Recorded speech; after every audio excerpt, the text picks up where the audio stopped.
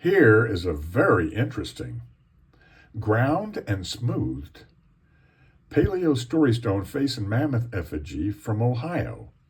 I acquired this from a paleo artifact collector in Ohio some years ago, and it was featured on the internet for quite some time. It was often seen on Pinterest, and the artifact collector described this as a hand axe, a paleo hand axe, and I believe it likely Clovis.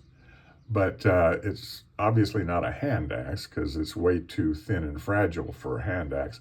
That edge has been smoothed to form the contour of the piece, the profile of the piece, but there's absolutely no usage wear on that edge whatsoever. So this was never made as a hand axe. This is a Paleo Storystone face and mammoth effigy, and quite well done. Now this smoothing we see on a number of pieces that I have featured on my YouTube channel and website that are volcanic glass pieces from Mount Shasta. And the Paleo Indians, including Clovis, would grind the edges of the volcanic glass pieces, but also, in many cases, would grind and smooth the faces, the facial surfaces of the stone. And this has been beautifully ground and smoothed and somewhat polished in Paleo times. There is no modern workmanship on this, and we'll see a number of root marks that are on this piece right here. All those root marks are very cool, where it was dug up after being in the ground for probably about 11,000 years. But what we have here is just a great mammoth image. This eye is the eye of the mature mammoth with the big sweeping trunk and the hair tuft above the head, coming off to the right, back legs, front legs. Just an excellent mammoth image there of a mature mammoth. Then when we hold it this way, we see that baby mammoth with its little trunk right there and its eye there facing off to the left. Now, these ground and smooth points that the Paleo Indians did are also featured in Dr. Michael Gramley's essay, which is entitled Thick Lancelets and the Development of Fluted Points. That can be accessed on ResearchGate. And there's a limmer round base pictured in that article that Dr. Gramley describes as being ground. The faces of the stone are ground, and they're also etched. And also, in the most recent edition of Overstreet Guide, for those of you who collect spear points or arrowheads in North America, the most recent Overstreet Guide has that article published in the rear of the book, and it features those points that are featured in the article on ResearchGate. So if you have a brand new Overstreet Guide, you can access this article and see a lot of beautiful thick lancelet points that came out of my collection that are featured in that article.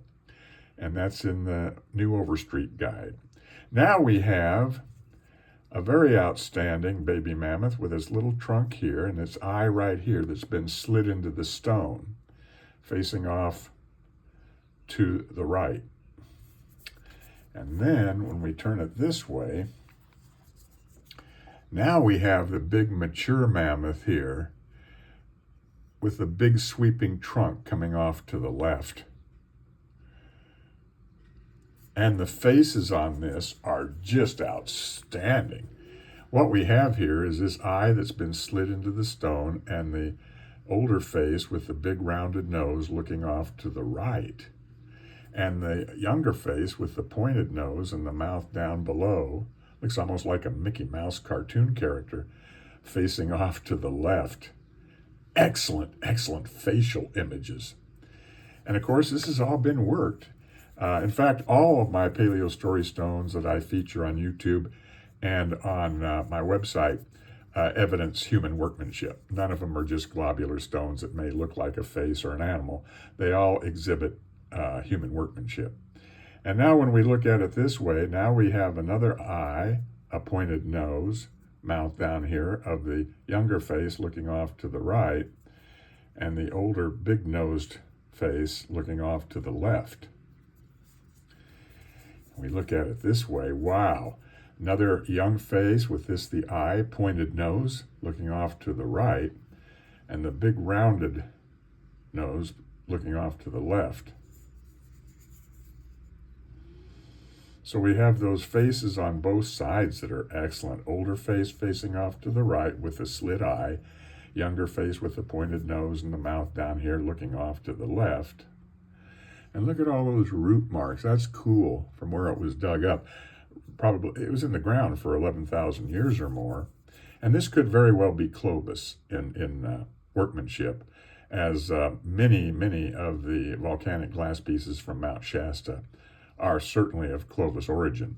And then we have the eye, nose, again, of the younger face off to the right and the older face there. So we just have some excellent views. Oh, here's another great face here too. The eye here, the nose here of the younger face looking off to the left, and then the big droopy nose of the face looking off to the right. Just a real excellent, well done, well executed, well worked Paleo Story Stone effigy, face and mammoth effigy from Ohio, likely, maybe, Clovis in origin.